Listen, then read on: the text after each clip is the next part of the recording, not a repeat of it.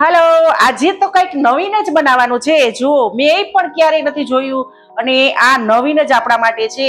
કે શું છે જોઈએ કે આ શું છે કે એ મને પણ નથી ખબર. હું જે ફાર્મમાં ગઈ ત્યારે મને ખબર પડી કે આ સાબુદાણા આમાંથી બને છે. આને કહેવાય છે કસાવા. અને આપણે ગુજરાતીમાં મોગો કહીએ છીએ.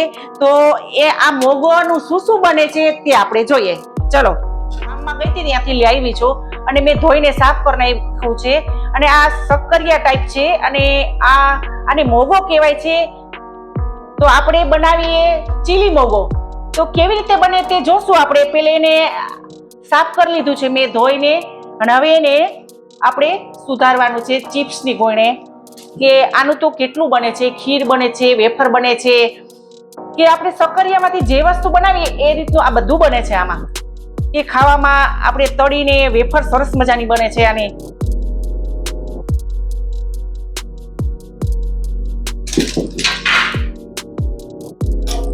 આવી રીતે એની છાલ આરામથી ઉકળી જશે.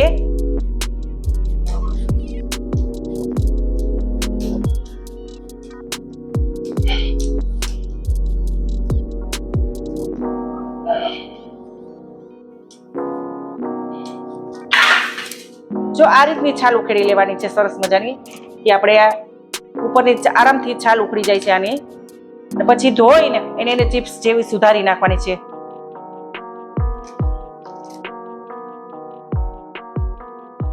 પછી આ રીતના જો કટ કરી લેવાનું છે.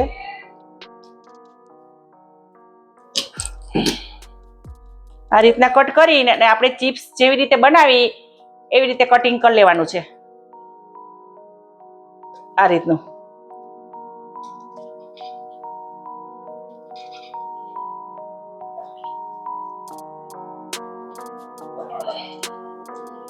આ રીતનું કટિંગ કરી નાખવાનું છે. કટિંગ કરવાનું છે. હવે એક આપણે પેન લેશું, એમાં 1.5 ગ્લાસ જેટલું આપણે પાણી નાખીશું. આપણે મીઠું નાખીશું એમાં અને ગેસ ચાલુ કરીશું. અને જે આ કસાવા છે મોગો એ આપણે બાફી લેશું. એ 50% બાફવાનો છે, પૂરો નથી બાફવાનો.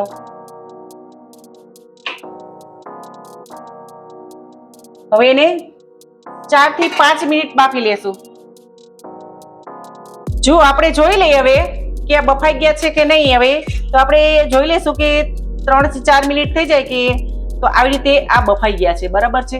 તો આપણે હવે એને કાઢી લેશું. જો સરસ મજાના બફાઈ ગયા છે અને મેં આ ચિપ્સ જેવી નાના નાના કટિંગ કરી લીધું છે.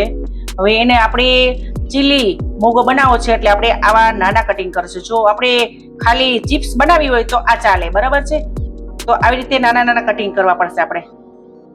તો અત્યારે તો આપણે ફ્રાય કરવા. હવે એક પેન લેશું અને આપણે એમાં તેલ લઈને આપણે એને ફ્રાય કરીશું. એક પેન લીધું છે. હવે આપણે એમાં તેલ નાખી અને હવે એને ફ્રાય કરીશું મધ્યમ આંચે. બહુ ફૂલ નથી રાખવાનો. તેલ આવી ગયું છે. હવે આપણે એને ફ્રાય કરી લેશું. આ રીતે ફ્રાય કરી લેશું.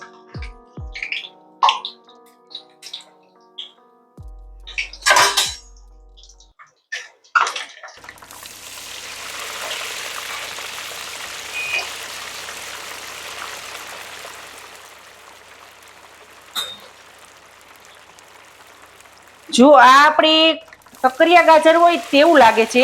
એને પણ કસાવા કહેવાય છે ને મોગો પણ કહેવાય છે. એને મનીહટ, શકરગંજ એટલે કે શક્કરિયા. અને તાસીરમાં જે તાજા મધ્યમ ને ઠંડા હોય છે. એમાં કેલરી, જે પ્રોટીન અને કેલ્શિયમ ને આયર્ન એમાં ખૂબ જ પ્રમાણમાં હોય છે. એ વજન ઘટાડવામાં કારગર મદદ થાય છે. કસાવામાંથી સાબુદાણા બને છે. આપણે ખબર નથી કે આ શેમાંથી સાબુદાણા બને છે. મને ખબર પડી કે આ કસાવા મોગામાંથી સાબુદાણા બને છે. એ માંસપેશીઓ ખૂબ જ મજબૂત રાખે છે. એની ચિપ્સ બહુ સરસ થાય છે અને વેફર પણ સરસ થાય છે. તળાઈ ગયા છે. આવી રીતે ફ્રાય કરી લેવાના છે અને ફ્રાય કરતા વાર નથી લાગતી. વેફર એ પણ આ રીતે થાય છે. વેફરને એવી રીતે આખા બાફીને અને એને આછું કટિંગ કરી અને વેફર કરી નાખવાની. જો આ સરસ મજાની તળાઈ ગઈ છે. એક પેન લેશું, તેમાં તેલ મૂકીશું.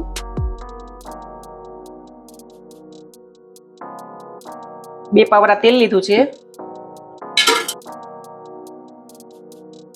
ગેસ તેલ આવી ગયું છે. એમાં આપણે થોડીક હિંગ નાખીશું અને લસણ નાખીશું,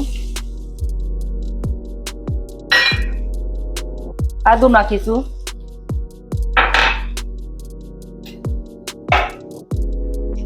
કેપ્સિકમ નાખીશું, ગાજર નાખીશું, ડુંગળી નાખીશું, ટામેટા નાખીશું, થોડી હળદર, અડધી ચમચી હળદર. હવે એને હલાવીશું.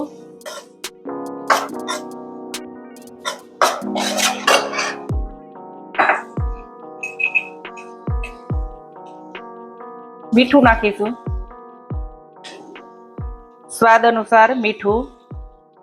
શકરગંધ જે બાફ્યું છે તે એમાં મીઠું નાખ્યું છે, એટલે આના પ્રમાણમાં જ મીઠું નાખવાનું છે. અને આપણે આ સોસ નાખીશું, ટમેટા કેચપ અને ચીલી સોસ નાખીશું, રેડ.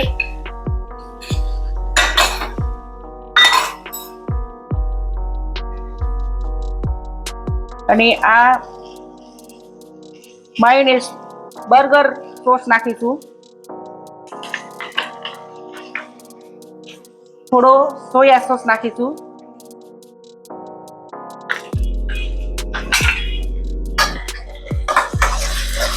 મિક્સ કરીશું.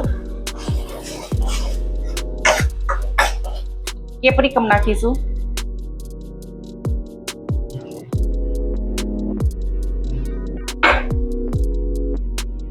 અને ચાટ મસાલો, અને લાસ્ટમાં લીંબુ. હવે આપણે મેં ચિપ્સ જેવા તળી લીધા હતા એનું મેં નાના કટિંગ કરી નાખ્યા છે. જો ચિપ્સ રાખવી હોય તો કટિંગ નહીં કરવાના. અને હવે મારે આ ચીલી મોગો બનાવવો છે એટલે મેં નાના કટિંગ કરી લીધા છે. હવે આપણે એને મિક્સ કરી લઈશું.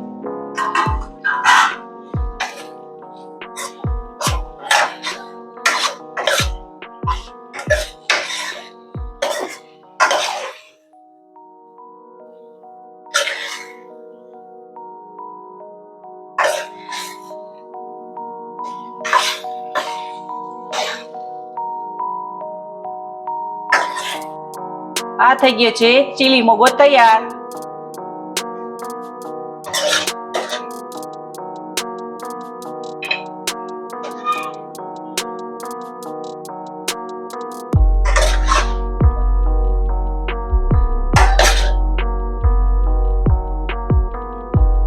આ થઈ ગયો છે મસ્ત મજાનો ચીલી મોગો. આપણે એને થોડુંક ડેકોરેટ કરીશું, ધાણાની પત્તી રાખીશું અને આ ચલો આ બની ગયો છે ચીલી મોગો.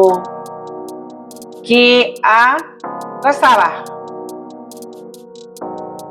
કે આફ્રિકામાં થતી આ પ્રજાતિ છે, જે કંદમૂળ થાય છે એ આફ્રિકામાં થાય છે. અત્યારે આપણે ભારતમાં એન્ટ્રી થઈ ગઈ છે. કેરળમાં ખૂબ જ થાય છે કે ગમે તે જમીનમાં થઈ શકે છે. આ કે આપણે ગમે ત્યારે વાવી શકીએ છીએ આ કસાવા. અને આમાં સાબુદાણા થાય છે. આ સાબુદાણાની કંદમૂળ છે. ચલો આ બની ગયો છે ચીલી મોગો, કે મેં પણ પહેલી વાર બનાવ્યો છે. અને ચલો ચાખું.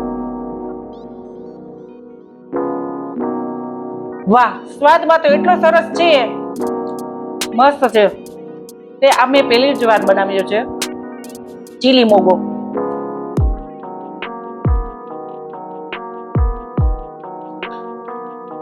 ચલો આ વિડીયો ગમે તો લાઈક, શેર અને સબસ્ક્રાઇબ જરૂરથી કરજો.